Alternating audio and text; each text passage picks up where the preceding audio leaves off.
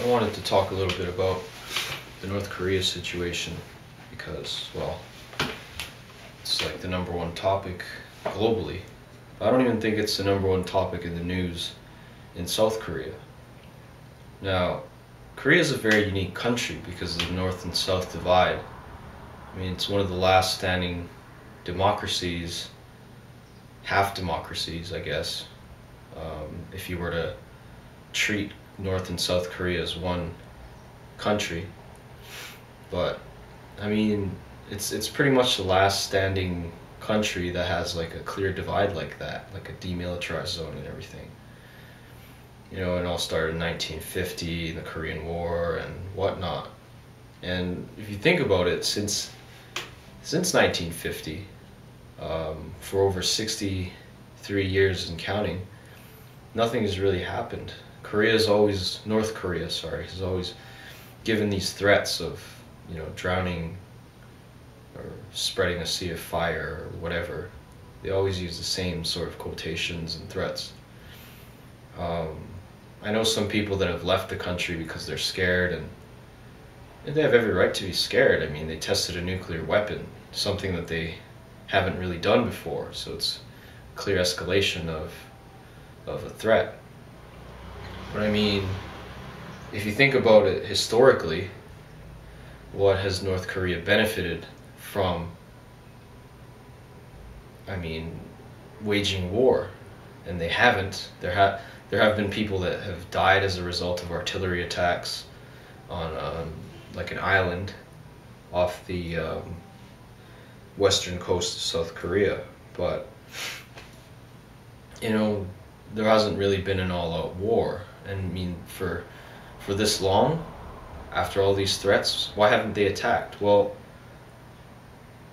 there's a lot of factors. But if you were to think about it really, really basically, I mean, imagine yourself having an unbelievable amount of power, people that worship you, a lot of money, wives that you've abducted from Japan and China and South Korea.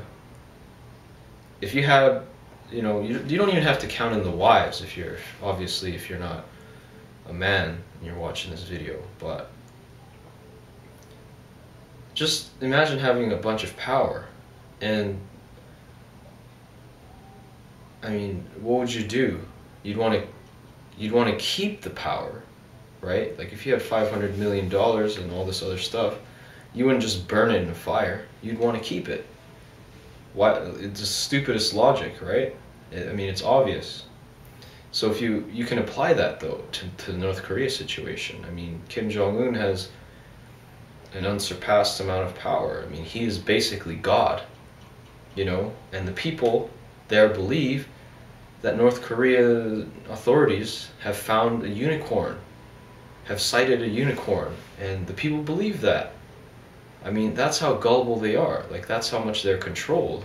They're controlled to the extent that you sing, you know, anthems and songs in the name of your founding, you know, like forefathers and founding leaders of the country, you know, and they're treated like deities there. And so all this power, and through all this process of indoctrination to get the people to believe everything you say,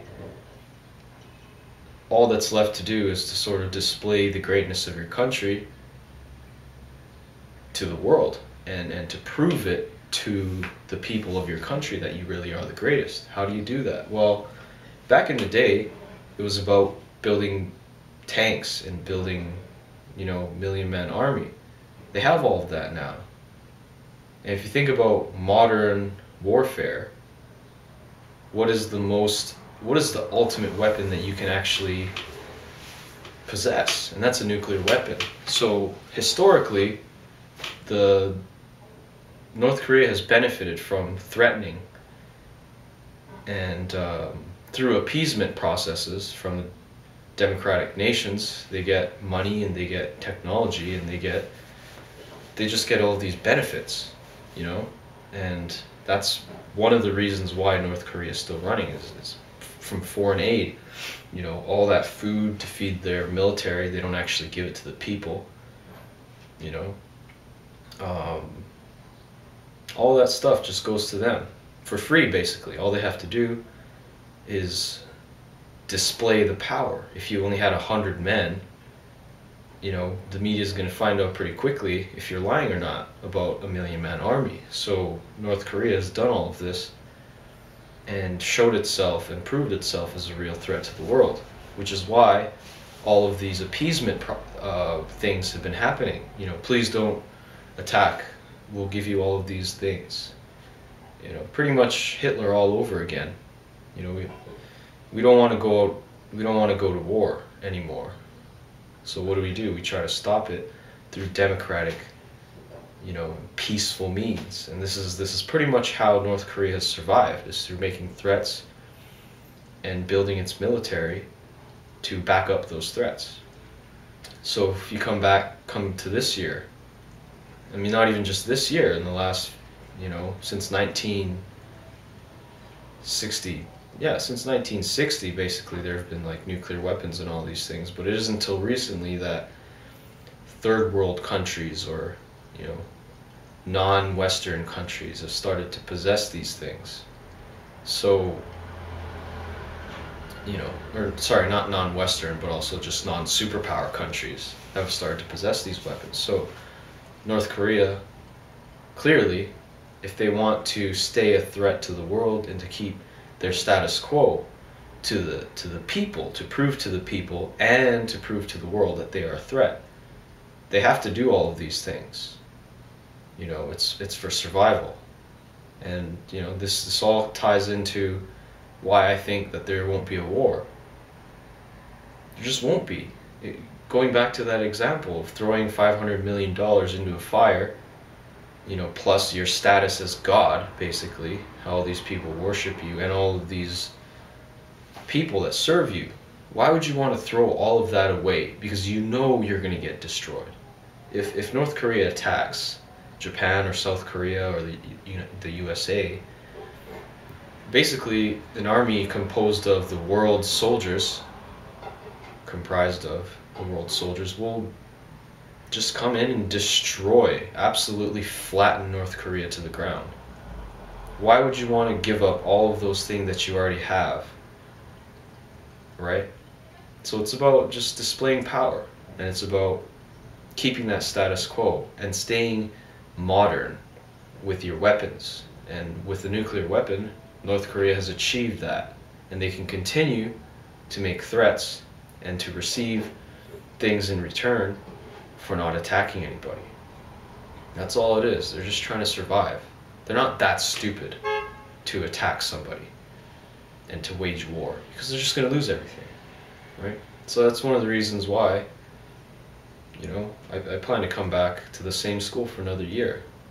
And that's why the Korean people, South Koreans, they just live every day like it's normal. You know, they don't. It's really the media that amplifies the aggression and the severity of the case. I mean, you got to take things from the media with a grain of salt. They tend to make sensationalist, you know, media. Not media. Sorry, the media makes sensationalist articles and news reports, and that's how you get people involved. Make them feel scared, make them feel powerful emotions. You know, and that's all it is. So we, the people in Korea, South Korea, are perfectly fine. So if you guys are worried about any of that, I hope what I said, what I explained, clears it up. We'll be fine. I'll be fine. So if you're worried about me, I appreciate it. I really do. Miss you guys. You know, it makes me think about home, especially since, you know, some people decided to opt out and leave the country, which is fine. You know, it's if you don't feel safe, you shouldn't be here. Yeah, hopefully I'll be able to meet you guys soon. See you guys soon. So yeah, I guess that's all about the North Korea situation. So, till next time.